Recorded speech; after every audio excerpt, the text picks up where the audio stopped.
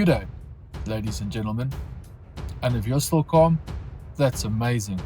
Truly frame it. Because overnight, the global economy caught a fever, politics grabbed a megaphone, and corporations decided now is the perfect time to either make billions or spontaneously combust. So if your coffee tastes slightly more expensive today, it's not the coffee, it's the apocalypse flirting with your debt card. Let's start with the global economy.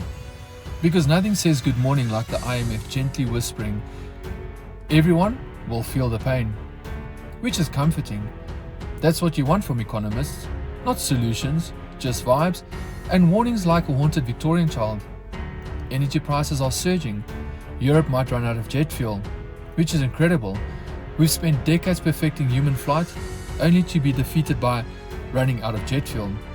That's not a crisis, that's forgetting to charge your phone, but for an entire continent. Airlines soon. Welcome aboard your flight to Paris. We'll be departing emotionally. And markets?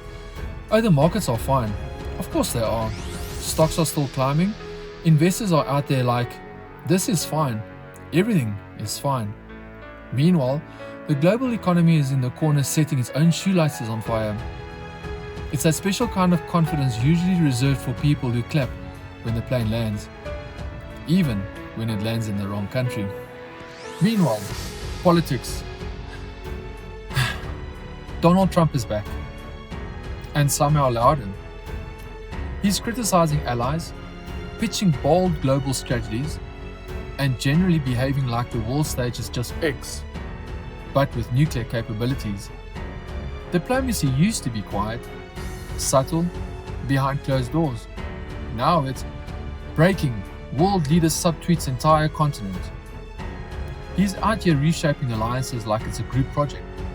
And he's the one guy who didn't do the work, but still wants to present.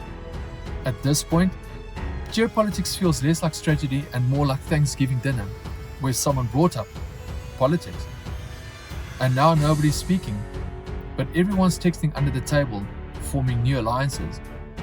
France is whispering to Germany like, are we still friends? And Germany's like, I don't know. Let me check the group chat. And then, business, where the vibes are aggressively confusing. Netflix is thriving because apparently no matter how bad things get, humanity's first instinct is, quick, autoplay something.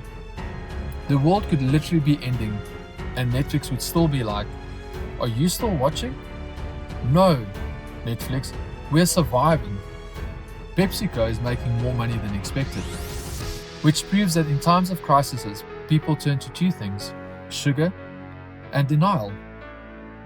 And Spirit Airlines might collapse entirely, which is tragic, but also the first time passengers might say, honestly, this is the smoothest landing they've ever had. So, just to recap, energy is unstable, politics is chaotic, and corporations are either booming or imploding. And somehow, this is all happening at the same time. It's like the world spun 3 different roulette wheels: economy, politics, business. And they all landed on, are you kidding me? And we are just here, refreshing apps, watching graphs, pretending we understand what market resilience means, while quietly Googling how to grow potatoes indoors during societal collapse. At this point, survival isn't about strength, it's about Wi-Fi and snacks. But hey, don't panic. Remember when I said your coffee tastes more expensive? That wasn't metaphorical.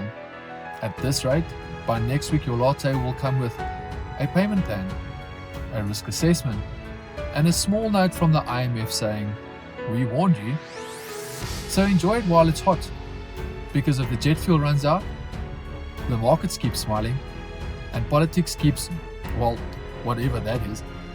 That cup of coffee might be the most stable thing left in your life, and even that is trending upward. If you like our content, hit the like, subscribe, and notification bell for daily updates.